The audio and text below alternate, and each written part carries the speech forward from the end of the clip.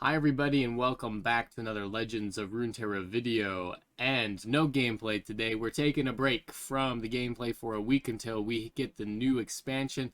I need a break, and so this week we're just going to go over the new card reveals. Hopefully you guys can forgive me, and we'll be back with some more new decks once the expansion hits and once we get all of the new cards. Yeah, it's just a little stale right now. Not really into playing much of the decks right now that are running around in the meta, so break is well needed, and yeah, excited to look at these new cards here. So today we got the new teaser trailer for the upcoming expansion, Rise of the Underworlds. Go ahead and check that out.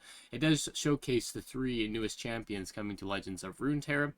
Shouldn't be really a surprise to any of you. This is going to be Rek'Sai from Shurima. We've got Pike from Bilgewater and Echo from Piltover and Zon. So, and today, just like kind of the previous expansion, we're getting a couple, or like one card from each of those regions, just like Chip, Blade, and the Clockling, or whatever it's called. And yeah, today though, however, we do have a new keyword available to us.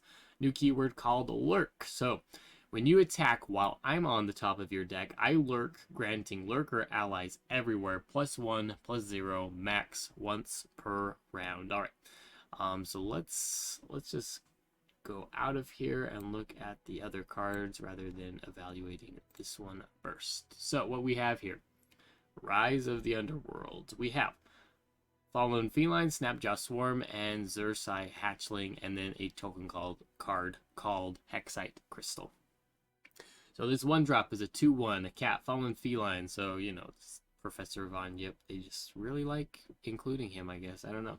Oh, and back here, this looks like the Yordle Grifter. Probably part of some other card art. I'm not sure. We got some strange things over here, but we'll probably see this card pop up somewhere during the reveals from Bilgewater or something.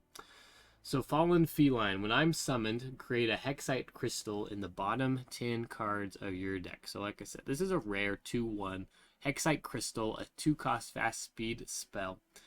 Just a token card, so it can't be main decked. If you see me in a prediction, you draw me.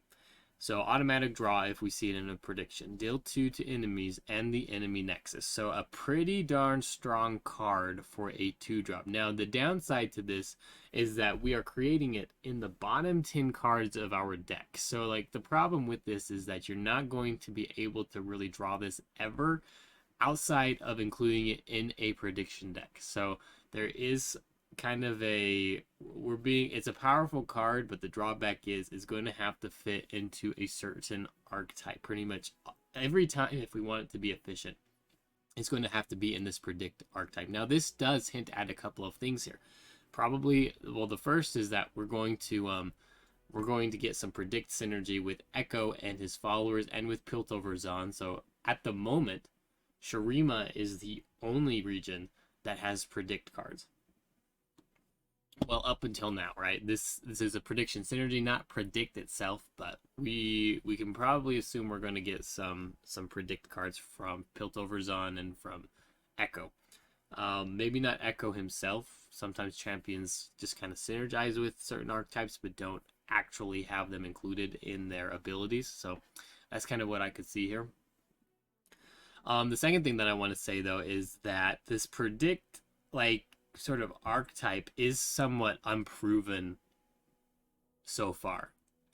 So like Zillion, right? How hard is it? When we play Zillion, we place four time bombs into our deck, and how often do we actually get the prediction, you know, on the first time when we play Zillion to get the time bomb and be able to draw? It's not very common, right? And then there's even fewer in the deck, and it's very difficult to level up Zillion. That's pretty much well known throughout the community. Zillion is a hard champion to level up. So how hard is it going to be to predict one card out of your deck, right? And this is a card that you're not going to be able to use counterfeit copies on, because it's not going to be in your hand. So like you have to pretty much, you know, full on just predict it.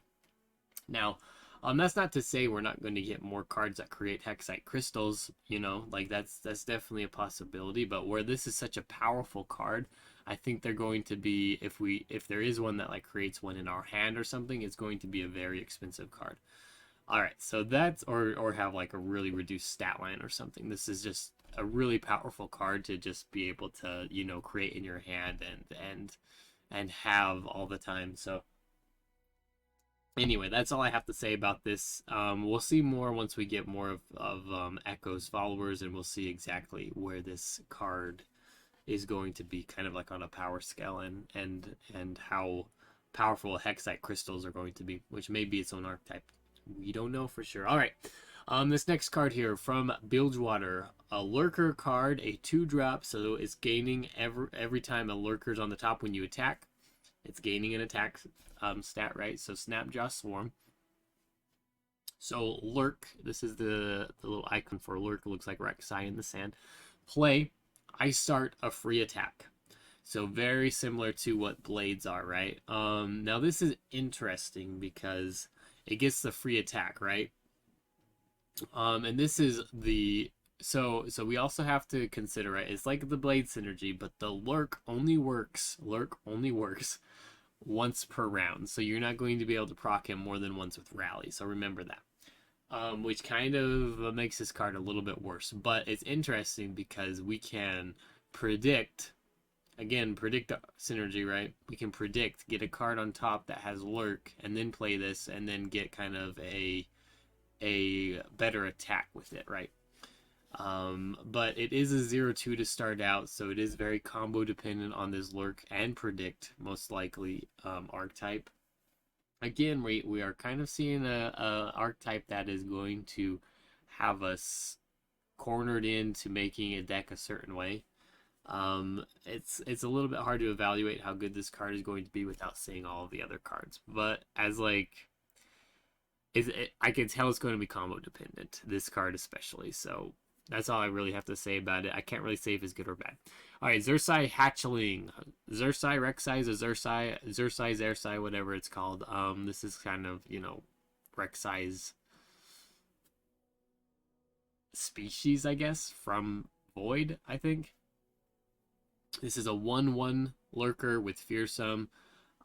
This almost automatically seems better than the Snapjaw Swarm just because it has Fearsome. This is a 2-drop, which really isn't being played on turn 2 pretty much ever to get value out of it. The 1-drop, however, is Fearsome and can get a turn 1 attack and then potentially get buffed if there's a Lurker on the top, right? So, like, if you put this down turn 1, you could get, it could be a 2/1 depending on what card is on the top of your deck. So pretty cool.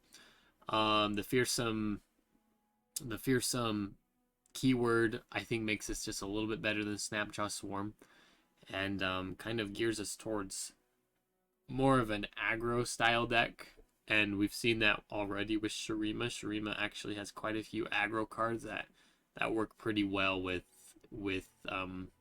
just kind of an aggro fast speed deck. So I could see this hitting other aggro decks potentially. Maybe its own archetype with like a lurker aggro deck. So we'll see what happens with it. All right, that's about it for today. I don't really want to get a whole lot more into these just because it's really hard to evaluate without seeing all the other cards. At the moment, it seems pretty cool. I like the new keyword. I like new keywords in general just because it does kind of create new ways to create decks, and then kind of new ways to look at old decks and see if it works at all with it. Fallen Feline seems interesting. Hexite Crystal seems really interesting. Hopefully we get some good support for these and we're able to make a decent deck that's not going to corner us into putting this together every time with Shurima Piltover's on. Alright, that's about it. If you guys enjoyed this video, don't forget to like and subscribe to the channel. Tell me what you're most excited about, what you could possibly see with these cards, and if any at this point, right? It is very early into the card reveals, but is there any decks that you see these potentially fitting into? Alright, that's it. Have a nice day. We'll see you tomorrow.